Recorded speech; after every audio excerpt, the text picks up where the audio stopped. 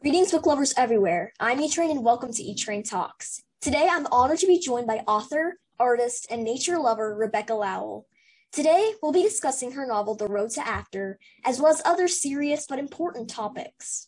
Rebekah escaped abuse over a decade ago, and since then, she's spent her time outside and in her studio, doing what she loves. Now, I'm so glad to welcome Rebekah Lowell to E-Train Talks. Thanks for joining me today, Rebekah. Hi, Train. Thank you so much for having me. I'm thrilled to be here. Thank you. Well, I'm thrilled that you're joining us today because I have a lot of questions and I'm just curious to know and just learn about everything that you do as an author and an artist. Well, I'm happy to share. So, you've got some great questions lined up. Well, thank you. And I've been following Rebekah's book journey on social media, and I'm just so happy to have the opportunity to talk with her and learn about her incredible writing journey and also artist journey. So if you've not yet read The Road to After, continue listening to my interview and also check out my book review to find out why Rebekah's book is such a meaningful, beautiful, and important read. The Road to After shares the story of a mother and her two daughters' path to peace and freedom after being victims of domestic abuse for many years. A powerful story inspired by Rebekah's own personal experiences, as well as her family's awe-inspiring path to new beginnings. And now, that leads up to our first question. I know you spend a lot of time outdoors in nature. Do your nature walks inspire your work as an author and artist? Yes, for sure. And thank you so much for your kind words about my book. I really appreciate that. Yes, I would say nature, first and foremost, is that's what inspires my work. And it also inspires my soul. It's like I need to spend time outside with no ceiling above me in order to feel most like myself. So if there's a period of time where I don't get to go outside, or I don't know, we're up in Maine, the weather gets pretty bad.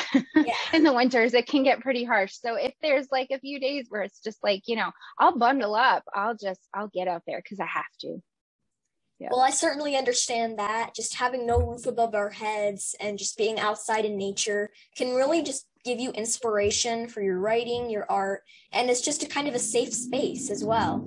So for sure. Yeah, so I understand what you do.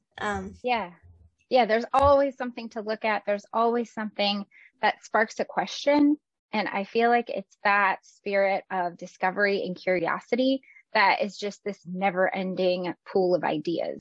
I have a hard time not having ideas instead of the other way around.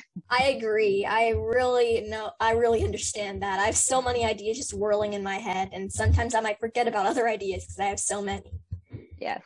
So I also like to go on nature walks and just kind of be outside because it can get really, really boring and also just not really fun to be inside all the time. So just being outside in nature can really help. And definitely. I feel like in our fast-paced world that if we don't take time to be present and notice our surroundings, we can kind of get lost. So yeah, I love that part of it too.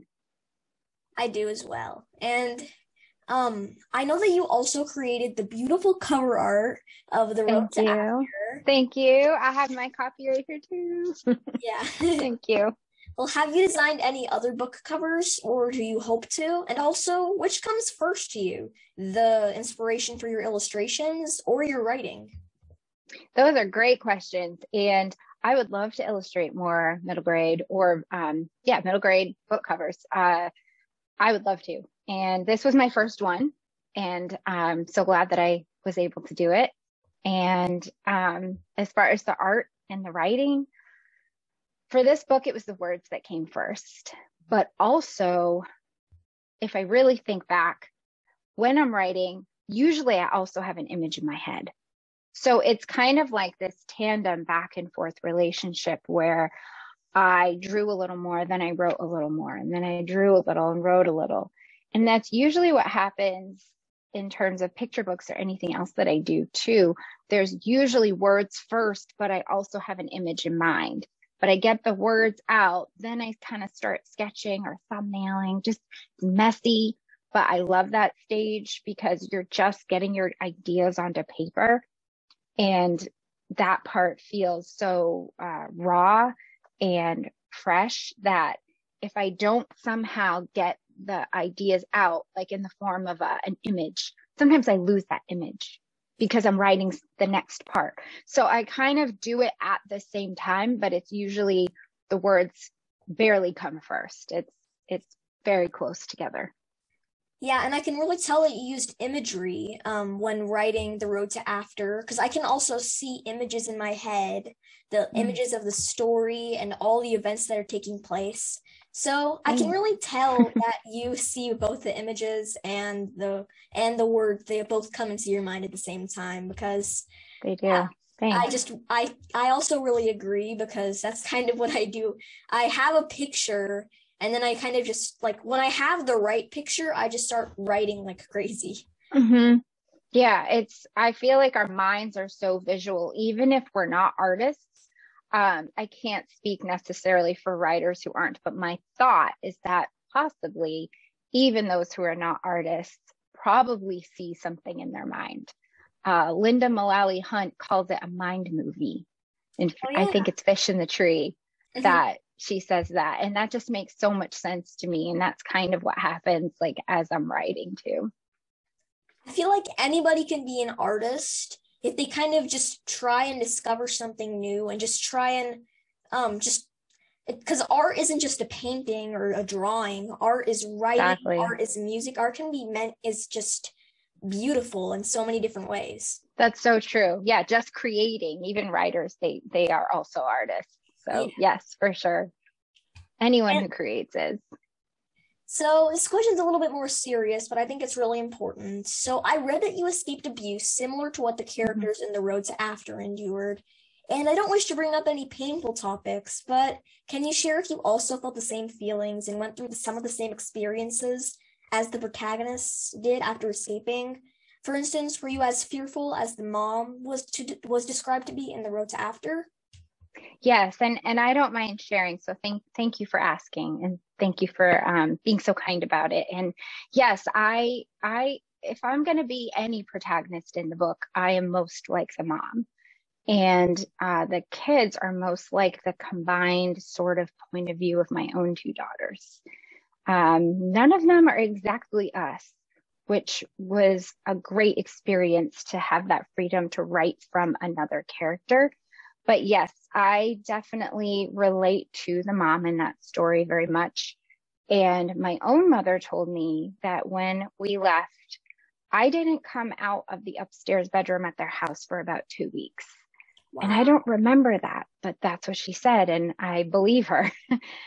And she just said it took me a long time to kind of just even wander downstairs because that's what I was used to. I was used to a small space and I was used to being alone with my daughters. And they ventured downstairs before I did. They were 4 and 6 when I left. So they were very young.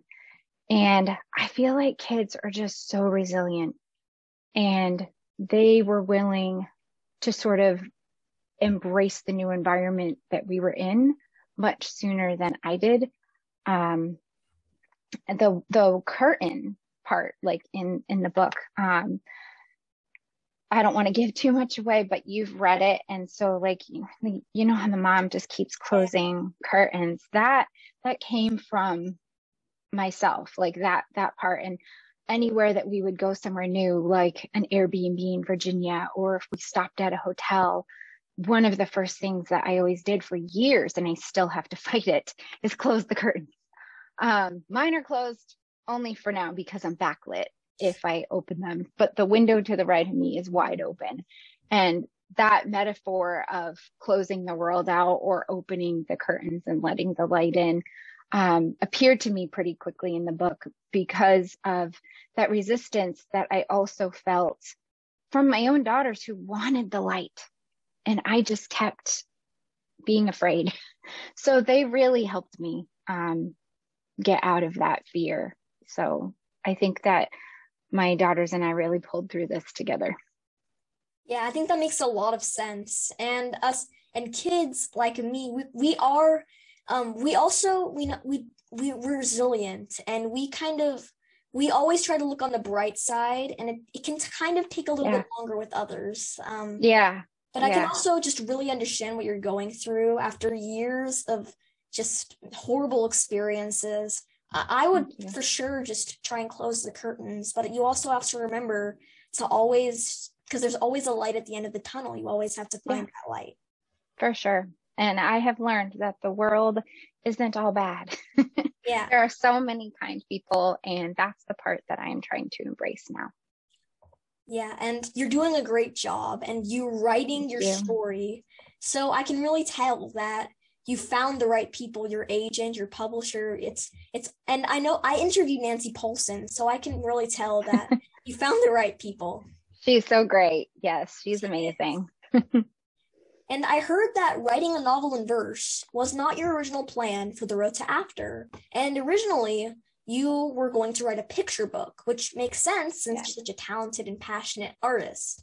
Thank Had you. you been a reader of novels in verse before you wrote your book? And what kinds of things did you have to do to prepare for writing a novel in verse? So that is an excellent story. That part is so interesting because you're true. What you said is true. You're so right. It was a picture book. And I started writing it at Hollins University. There was an English class that I was taking taught by Hilary Homsey, who is also a middle grade author. Oh, And yeah, her books are great. Just a lot of fun. And I didn't know what I was writing at first. I just wrote in verse because that's how I write. That's how I've always written. But I met with Cece Bell, who was the writer in residence at Hollins at that time. And she looked at my first pages and she said, "You know, you're writing a novel in verse, right?" And I was like, "What? What's that?" And so she said, "Let me point you to Brown Girl Dreaming." And I read that book. And before I continued to develop my own book, I read a giant stack of novels in verse to familiar myself with the genre, with the voice, with the tone, with the white space on the page, with the sparseness of text, the design of the text. yeah. And I think I'd have to look back. I have some photos and I keep book lists. It was about a dozen before I really dove back into mine. And as I was writing, I continued reading and also listening. So I just kind of absorbed novels in verse for a good year. And I still do. It's one of my favorites. Actually, I'm currently reading Rajani's book, Red, White, and Whole. Rajani LaRocca. I love this. And I just, novels in verse, I love them. I love them too. And I've read books like Before the Ever After, Brown Girl Dreaming, Starfish, Now the Road to After. They're just so great and they all have a lot of meaning. And that's why I love novels in verse. And that's also why your novel, The Road to After, kind of spoke to me from the start because novels in verse, I absolutely love them. The Starfish is which is by Lisa Phipps. It's one of the only books that I've read many, many times because I just can't get enough of the style of novels in verse. And also, I convinced my mom to read The Road to After, and she really loved it. So we both agree that novels in verse and The Road to After, they're great. Thank you. Lisa Phipps also wrote a very kind blurb on the back of my book, and I'm going to send you a signed hardcover. Oh, yeah. So that you can also have like the Lisa Phipps blurb on the back. So this will be coming your way. Thank you. And I'm interviewing Lisa Phipps in a couple weeks, so I'm also very excited about that. Wonderful. I can't wait to listen. And she's also published by Nancy Polson Books. Nancy Polson does a lot of novels in verse, and I've seen that. Yeah, Nancy's so great. I've loved working with her, and I actually can't wait to listen to your interview with her too. Nancy is great, and I want my book to be published by her because it may be a small publisher, but Nancy's publishing books that are important, like The Road to After, Starfish, Before the Ever After, all these great novels in verse, all these great novels in general. They're amazing. Yeah. I feel like Nancy's not afraid to take risks with tough topics and really dive into things and topics that really resonate and get you in the heart. So I feel like I found the perfect home. Yeah, I agree. And that leads me to my next question. Do you have any plans in the works for writing more books? If so, can you share a bit, but don't spoil, about what's in store? Sure. So I do have a second novel under consideration by Nancy at the moment, and we're working on some revisions. So I'm really excited for that because I actually love the revision process. And if you're a writer, you'll get used to it. It really helps hone the book, and I don't know. I feel like revision is like shutting out the street lights so the stars can shine. So I love the revision process. I also have several picture books in the works. One about monarchs because I raise monarchs. Nothing is, well, actually, I should back up. My debut picture book is coming out March of 23 with Doubleday Books for Young Readers, and it's called Catching Flight. I'm actually painting the cover this week. Wow. So I'm very excited. It's all birds. So I had the privilege of painting birds all winter, and it made my winter bright and cheerful and full of hope and inspiration. So I'm working on the cover and I can't wait. So that's my first picture book. And after that, I have a bunch going. Like I said, my ideas are just too many. So I'm trying to focus on the next few. But Monarchs is the next one in queue. Do you also do the pictures inside of the picture books? Do you also do the art for them? Yes. So when I create a picture book, I actually make a storyboard along with the words. So I'll write the text and then I paginate it. So I divide the text to page spreads, and then I start with teeny tiny drawings and then go from there with the art director. So sometimes I make a full mock-up where it's like a PDF that you can turn pages digitally and it's full of full-size sketches. And I also like to include a few color pieces so it gives an idea for what, like the vision of what the book could look like. And that's usually the stage that my agent and I will sub a picture book, is when I have the mock-up ready to flip through. Well, I'd love to see one of those mock-ups because I've never really seen the process for picture books because I mainly review middle grade. But picture books, they're still really important to me. And they're an outlet to just like, there's always hope in picture books. And that's what I love about them. And also the drawings are very beautiful. Yeah, I love picture books as well. I go to the library and, borrow a stack for myself to look through. So, yeah. And I've recently kind of gotten in the groove reading more and more picture books. So now I think that's a perfect time to read what's next for you. Thanks. I can't wait to share it with you when it's ready. Yeah, and I can't wait to read it. And what's the message that you hope your readers will take away from The Road to After or all of your upcoming books? So I really hope that readers will feel like they are not alone, that maybe sometimes we can't control our circumstances, but we can do something about them. And whether that's a big or a small shift, even if it's just our perspective or what we're doing to get out of it, like things that we can do to feel better. I just hope that they feel like they're not alone and that they know that as you said it, there's light at the end of the tunnel, that there's brighter skies ahead. I really feel that in The Road to After because it's all about hope. That's what I think. It's all about hope and just looking for the light. And that's just a really beautiful, just great, meaningful metaphor that's highly relevant and also just appears a lot throughout The Road to After. So, thank you. I appreciate that. And when I share it with more people, I think that they're going to feel the same feelings as I did. Thank you. That means a lot. And I'm glad that's what you were able to take from it. Yeah. And if you had to choose one or the other, would you be an author, like writing all the words, or would you be an artist and create covers like the cover on The Road to After? This was a hard question because I thought, well, if I really have to choose, I guess it would be artist because that's what I've been doing since I was super little. That's sort of how I have processed the world. I started sketching plants in a notebook and then would go back and look up what they were. But also, it's hard because I love journaling and writing poetry, and I do both so often. But I feel like, well, and I love finding just the right word. Like I really, really love the written word, but I also feel like images can say so much too.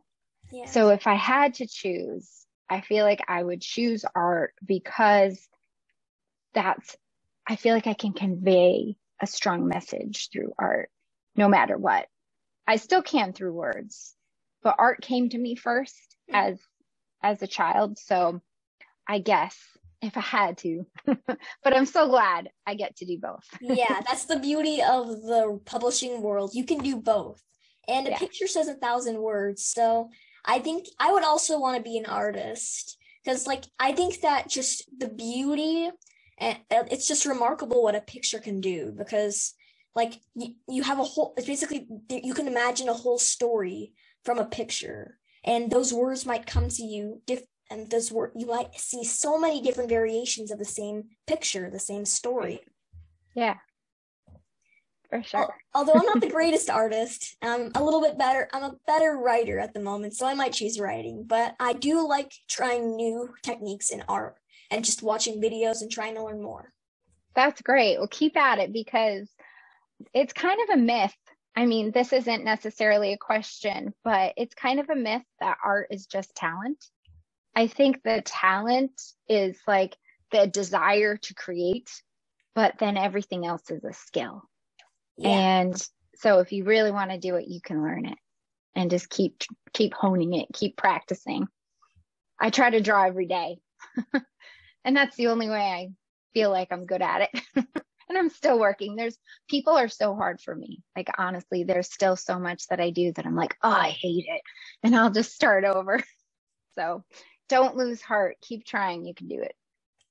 Thank you for the advice. And that also leads me to my next question, which is actually a perfect segue. You did a great job with that. What's one piece of advice you'd give aspiring authors like me? So it was hard to pick one. So I guess I kind of have a few. One is read, which you already do. You do a ton of reading. So read. And let's see, what were my other ones? Keep at it.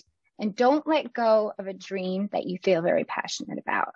Because at one point, this is from personal experience, I was told by the person who was abusive that I would never be published.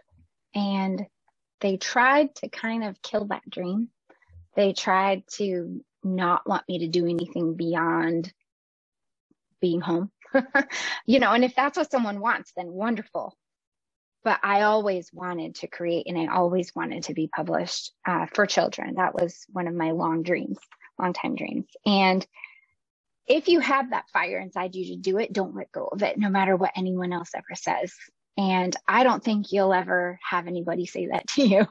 But for anybody listening, if you feel discouraged by anybody at all, because the arts are hard, the arts are sometimes discouraged. And if you really feel that calling, don't lose it. Yeah, I really agree. Anybody who has that fire, they should just keep going, keep working at it. And yeah. I'm just in awe of all that you've done. You escaped abuse, but you never lost that fire. You never lost hope. And you always wanted to do that one thing. And now you're a published author and you fulfilled your dream and you're just getting started. I know that. Thank you. It's been really fun, to keep working at it. It's been a long road. No pun intended, but yeah, it's been a long road. It has been, and now you fulfilled your dream, and yeah, you're just getting started, and the road. Yeah, I guess I'm using the same pun as well. The road is just beginning. Yes, for sure.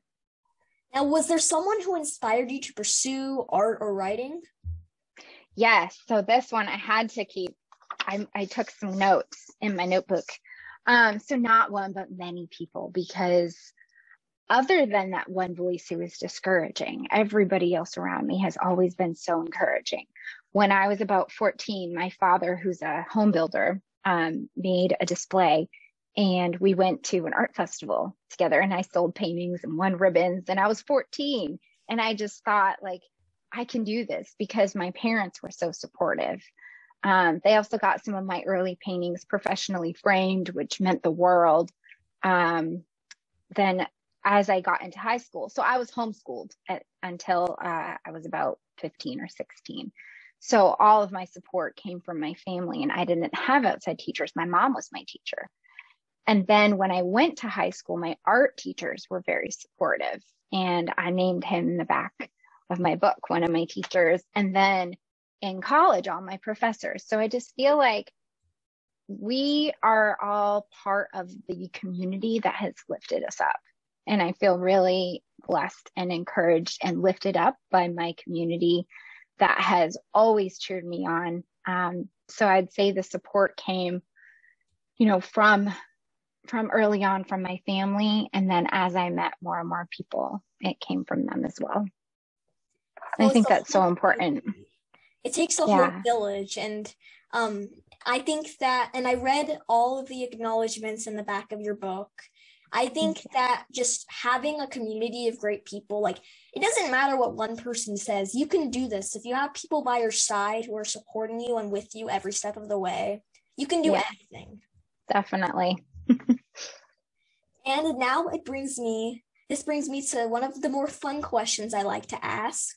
If you were trapped on a deserted island and you could only bring one book or book series, what would it be and why? So this one, I feel like I may be cheating a little bit. I don't know. If this isn't a good answer, let me know. But I would love to just take a notebook. That is not the wrong answer. Well, so all these blank pages. Yeah. I just feel like if I was on an island and I was stuck there for any length of time, I would be so inspired by what's around me that I would want to sketch what I see. I would want to take notes. I would want to be able to write. And I couldn't think, like, that was like the first thing that came into my mind. It's like, what would I want? A notebook, like, for sure. Like, because I carry one with me everywhere and I feel lost without a notebook. I think I'm as attached to having like a blank notebook as I am to like my phone, if not more so. So yeah, I would definitely want a notebook. I can already see it. Rebekah Lowell's Islands Journaling. If you have like a Zoom webinar class teaching you how to sketch all the things that you see on a deserted island, it's going to be, I agree. I would bring a journal. I would bring something to write with. Maybe if I can't bring a journal, I just use a stick in the sand and write all that I see or draw. Birch bark, if it's there. I mean, I don't know if an island has birch bark, but some kind of bark. Like, have you ever written or drawn on birch bark? I haven't. It's really fun. I don't know if you have birches where you are, but like, it's the type of tree that has the bark that peels like paper. Oh, yeah. Yeah, and you can like scratch messages into it and stick it on a tree. It's like a survival skill thing I learned. And I think that, I haven't actually tried, I've never really seen birch bark, mainly because I live in a pretty urban area. But if I do find birch bark on an island, although that might not happen, but if it does happen, I don't know. I'll be sure to bring a phone and watch some videos, like tutorials of how to write stories or draw on birch bark. And I think that'd be a very fun experience. Just journaling on something that's not paper. It's really fun. I'm going to see if I can find some around here, and I'll send you a piece inside the book. That would be amazing. Thank you. You're welcome. And now that brings me, unfortunately, to our final question. But this is a question I really like asking because I receive many different responses from many different people. If you could be or meet any literary character, fictional or real, any time period, who would it be and why? I didn't think too long about this. I just went with my boom, what came to mind? Beatrix Potter. And I know that sounds cliche, but I want to tell you why, because Beatrix Potter was a conservationist. And with the money that she earned from her picture books, she bought acres and acres and acres of land out from under developers who wanted to build on it. And she conserved it. And she made it into like sanctuaries, basically, where the land was protected.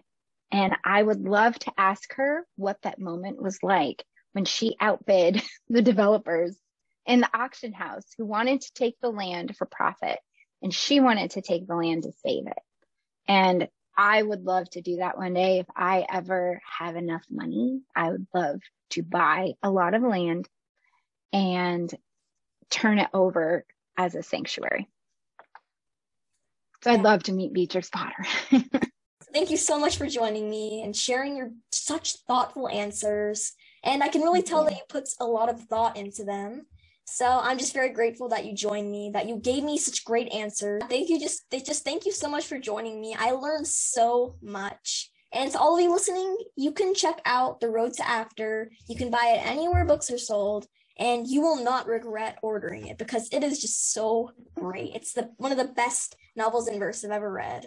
It's just so beautiful. You will love it. You need to order it, everybody. And stay safe and happy reading. I'll see you in the next one. Bye. Thank you so much for having me.